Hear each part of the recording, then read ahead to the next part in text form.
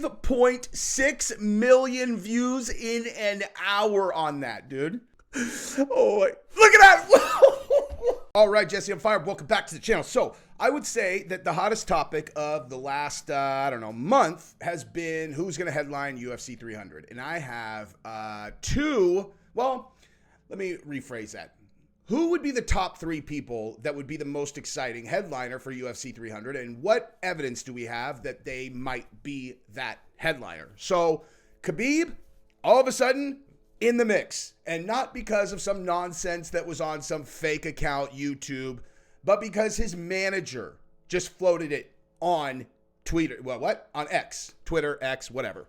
Ali Abdelaziz just put it on Twitter and floated Khabib headlining 300. If you think I'm making that up, I am going to show you shortly.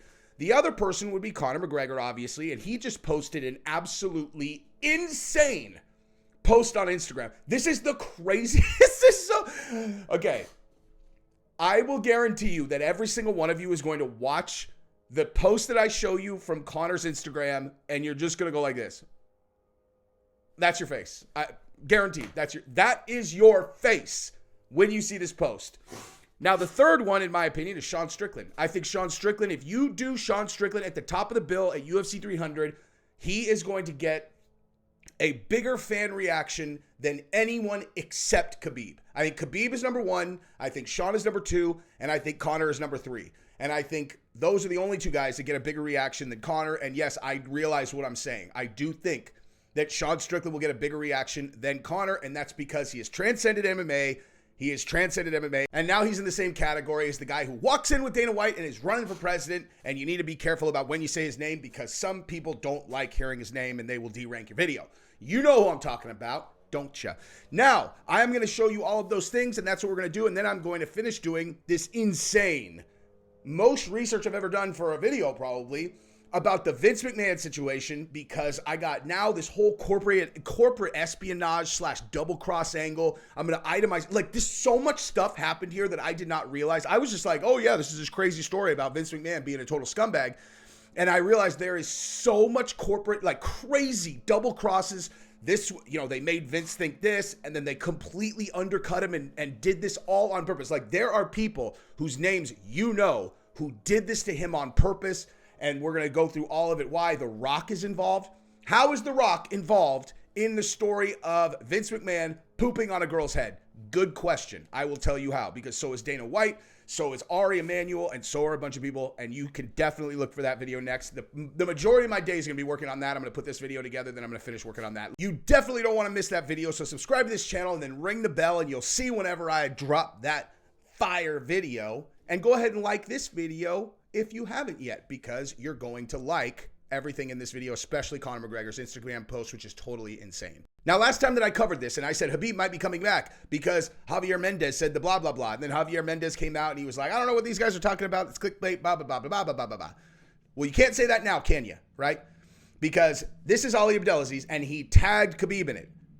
I don't know how well you guys know Ali and his relationship with Khabib, but this is not a relationship that he would... Like, he's not doing things for clickbait. You know what I mean? He's definitely not doing it. He loves this guy. These two guys are super, super close. Ali has no reason to clickbait anything. And so when you look at this post, this is not based on nothing. You know what I mean? This can't be based on nothing, right? I'm not saying that it means he's for sure coming back, but how we are talking about UFC 300 is because of the following. Ali says, if a fantasy Team Khabib comeback, 1 April, he becomes the UFC 185-pound champion. Now, why do we get to know that that's UFC 300? Because that's the only pay-per-view that's in April, okay? So here's the deal. I will tell you right now, if he told Dana White, hey, we can do UFC 300, but he has to do it at 85, do you think that UFC is going to turn that down? Do you? Because I don't. And that would be against Dricus, and that would be absolutely bananas. Then he says July, become the 205-pound champion, and that would be against Pereira, right? That's a big-ass dude, man. That is a big... Can you imagine if Khabib beat Pereira? And then December, he goes back down to 170, becomes a 170-pound champion versus... Pereira, Israel Adesanya, and Edwards. I truly believe stylistically these are bad nightmare matchups for all these guys. So he has floated this as a potential comeback, and he tagged Khabib in it. Why? I mean, you guys tell me, why would he do this if there is no chance that Khabib is coming back? Seriously, why? Why would he do this? What would possibly be his purpose? You know what I mean? And I will say something else about UFC 300 really quick, though. All right. So here's the thing. I have been blindly optimistic about UFC 300. Blindly. And I have been doing that under the assumption that there are more fights to come. Not just one fight to come, more than that, right? Now, I saw today that the UFC 300 card, you know the thing where Dana's sitting in the war room and they've got all the cards up and, you know, you see how many, you know, you get to see like, oh, this matchup is at this one, whatever. I saw today the UFC 300, and it did appear that the only fight remaining for UFC 300 was just the main event, that the rest of the card is solid, which is surprising to me. I got to be honest. I was very surprised by that. And all the people who I have been saying are out of their minds saying that UFC 300 is some kind of abomination if this is what UFC 300 ends up being. I have been like, you guys are out of your minds. Here's what I'm going to say now. If UFC's card is its final card, if this really is what UFC 300 is, this is it. It's just what they have now, and they have one main event fight card, you know, or fight coming. It better be Khabib, and it better, or I mean, at the least, it better be Conor. Okay, I'm serious. I have been blindly faithful, blindly optimistic, saying there's no way that this is it. I have assumed that Alex Pereira is coming back to fight at UFC 300. I've assumed that there also was going to be Leon and Bilal or Leon and whatever. And then also Conor and Chandler. And then maybe even another one. That's what I've been assuming. Where I'm like, they got way more to come. If it really is just what they have right now, and that's it, then I am going to start to walk in the direction of no fucking way. It's not good enough yet. It's not good enough for just one more main event fight, unless it is something, oh my God, I just pulled my brain out through my ears. Khabib come back, Conor and Chandler would be awesome, but still I would be like, dude, this card is not quite what I had expected for UFC 300, right? A Khabib comeback, that'll do it though. That'll do it. That would do it. And so, I am actually going to pull that up really quick right now. So let's just say hypothetically that this was it, and then we're going to go to the Conor one. So if it was just right now, this is the full card, right? This is it. Whoops, hang on, let me pull this over. Whoop. So it would be Justin Gaethje against Holloway, Weili Zhang against Sun Yan, Yuri Proskov against Rakic, Calvin Kattar against Aljamain Sterling, Bo Nickel against Cody Brundage, Charles Oliveira against Armin Sarukian, Figueiredo against Cody.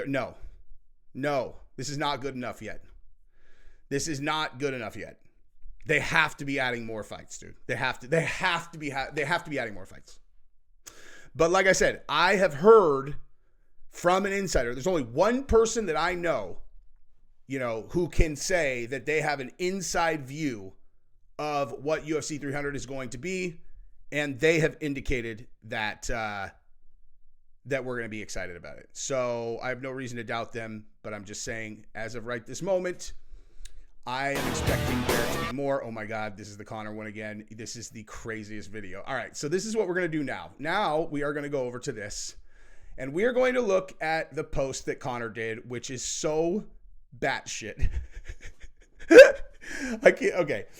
So you can't see. It says this is tagged is Roadhouse movie. Here, let me just pull it over real quick. All right, so it's oh wait, there we go. Roadhouse movie, MGM Studios, and Prime Video. And you got oh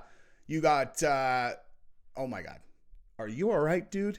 I think so. You got all. There's D Devlin, Simply Irresistible. You'll understand why that is there. You got Paulo Costa, Can Us Oil You Up, and then Thirst Trapping from Pearl Gonzalez. All right, who's ready? Ready? Here we go. Remember the face that I said you would make. All right, so right before I was about to play this, I realized that if I play this with the sound on, it's going to get demonetized because there is a song over it that will get copywritten. It's a whole thing. So I'm going to watch this. You're going to get to see my reaction to this, and then you can choose to either go to his Instagram and watch this with the sound on or not. But here's me. I can hear it. You can't hear it. But let's just watch my reaction to this. Oh my God, dude.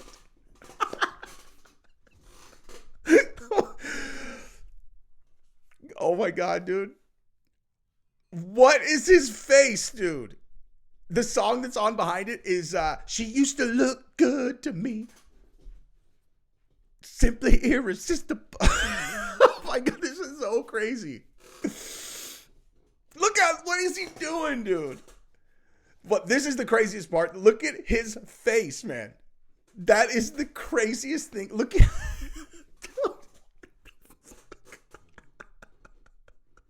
oh my, look at that.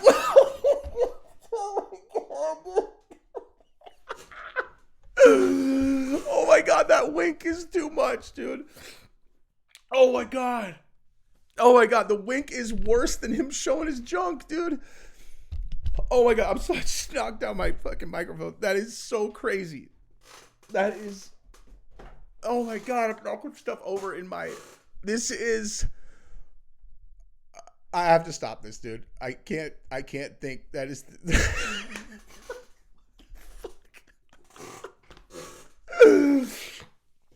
oh my God. That is so funny, dude. That is so funny, man.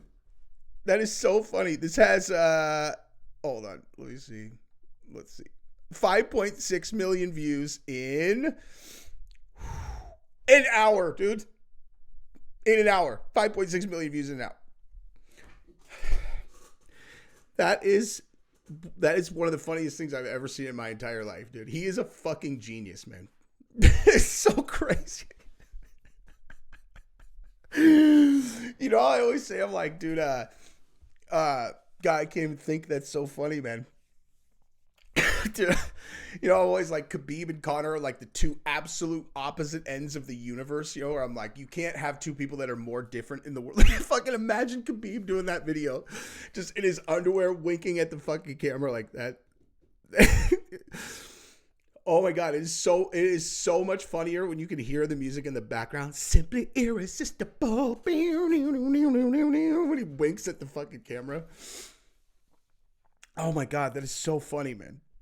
That is so fucking funny. I can't. That is all for today, ladies and gentlemen. Well, not for today, but for this video. So go ahead and subscribe to the channel and ring the bell. I love you guys.